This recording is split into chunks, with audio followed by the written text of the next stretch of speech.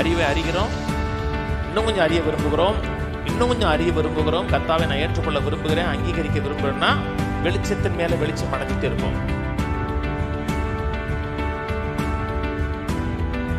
அவர்கள் தேவனை நோக்கி எங்களை விட்டு விலகி இரும், உம்முடைய வழியை அறிய விரும்பும்.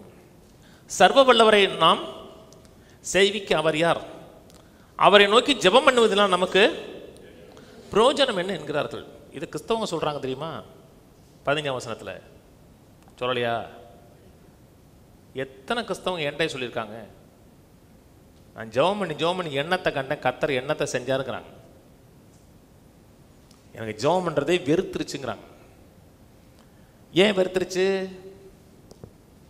அறிவை வெறுத்தாங்க. அவங்க எப்படி ஜெபிக்கணும், எந்த விதத்தில் ஜெபிக்கணும்னு அறிவை வெறுத்தோம்னா உங்க ஜெபமும் உங்களுக்கு வெறுப்பாக தான் இருக்கும். இங்க சொல்லுது 14ஆம் வசனம், அவர்கள் தேவனை நோக்கி எங்களை விட்டு விலகிரும், உம்முடைய வழியை அறிய விரும்பும். உம்முடைய வழிகளை, உம்முடைய ஆலோசனைகளை நாங்கள் அறிய விரும்பல, அதனால விலகிரும்.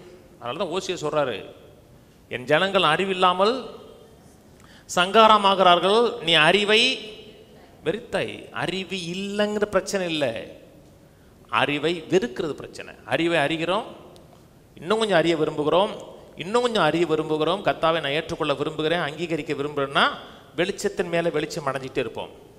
ஒரு வெளிச்சத்தின் மேலே வெளிச்சம் அடைஞ்சதுக்கப்புறம் எனக்கு போதும்னா அதே இடத்துல இருப்போம். அதை தாண்டி அடுத்த லெவலுக்கு போக முடியாது. ஏன் சொன்னார், முத்துக்களை பன்றிகள்கிட்ட போடாதீங்கன்னாரு, பரிசுத்தமானதை நாய்களுக்கு போடாதே, அது பீறி போட்டுருந்தாரு. ஏன்? அதனுடைய வேல்யூ தெரியாது, அதை மதிக்காது. ஆண்டவர் சொன்னா, என்னை கனப்படுத்துகிறவனை கனப்படுத்துங்க. வேல்யூ பண்றவன் எப்ப தேவனுடைய காரியங்களை வேல்யூ பண்றான், அறிவை வேல்யூ பண்ணுகிறான்னா அவனுக்கு நேரம் மிச்சமாகும். தெரியுமா? காலங்கள் வீணாகிறாதுங்க. பேசல சொல்றாரு இல்லையா, காலத்தை பிரயோஜனப்படுத்திக் கொள்ளுங்கன்னு சொல்றாரு. எதை பத்தி பேசும்போது? சித்தத்தை பத்தி பேசும்பொழுது பிரசங்கங்களும் நேரம் இல்லை. அப்படி என்ன நீ வெட்டி முடிச்சிங்கன்னா ஒன்றும் வெட்டியும் முடிக்கல, ஏதாவது சாதிச்சிட்டாங்கன்னா ஒன்றும் சாதிக்கல. அறிவை விருக்கிறது. நேரம் இல்லைன்னு சொல்லிட்டோம்னா பெரிய ஆளா இருப்பார், இருக்க ஒன்றும் கிடையாது. தேவனுக்கு முதல்ல வைங்க, தேவனுடைய வார்த்தை முதல்ல வைங்க, அறிவை முக்கியப்படுத்திட்டே வாங்க, அடுத்த அறிவு கிடைக்கும். வெளிச்சத்தின் மேல் வெளிச்சம் காண்பீர்கள். அவங்க நாங்கள் ஃபார்வர்ட் ஆகுறாங்க, கர்த்தருடைய பரிபூர்ணமான சித்தத்தை அறியதெல்லாம் ஃபார்வர்ட் ஆகுறாங்க. சில மக்கள் சொல்றான் பார்த்தீங்களா, கடவுளே கிடையாதுங்கிறான். அவன் என்ன சொல்றான்னா, பலவீனமான ஆட்களுக்கு தான் கடவுளுங்கிறான். நல்ல ஸ்ட்ராங் பர்சனுக்கு கடவுள் கிடையாது. இந்த பலவீனமான மனது உள்ளவங்களுக்கு கடவுள் ஒன்று சொல்லிட்டோம்னா அவங்களுக்கு ஒரு கான்ஃபிடென்ட் இருக்கும். அப்படிப்பட்ட ஆட்களை தான் பைபிள் சொல்லுது மூடர்கள் சொல்லுது. எவ்வளவு படித்திருந்தாலும் சரி, எவ்வளவு ஞானம் இருந்தாலும் சரி, அவர்கள் மூடர்கள். அவங்க கடைசி மூச்சு விடுவாங்க தெரியுமா, அப்ப ரியாலிட்டியை ஃபேஸ் பண்ணுவாங்க. லாஸ்ட் அந்த சுவாசத்தை விடும் பொழுது அப்ப ரியாலிட்டி ஃபேஸ் பண்ணணும். தேவன் ஒரு இருக்கிறான்னு தெரியும். அது டூ லேட். ஆனால் தேவ சித்தத்தை அறிய விரும்புகிறேன், அவர் யார் என்பதை அறிய விரும்புகிறேன்.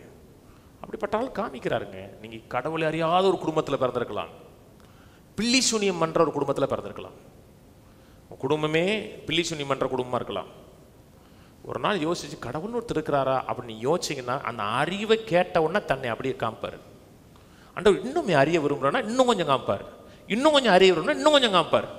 விசுவாசத்தில் வளர முடியும், பரிசுத்தாவியில் நிரப்ப முடியும், அவர் சித்தத்தை அறிகிற அறிவில் வளர முடியும். அந்த வாஞ்ச இருக்க இருக்க இருக்க இருக்க அவனை கற்றுக்கொண்டே இருப்பார். மகிமையின் மேல் மகிமை அடைஞ்சிட்டே இருப்பான். ஒரு நேரத்தில் போதும் நான் கன்வின்ஸ் ஆயிட்டேன்னா ஓகே அப்படின்றார்.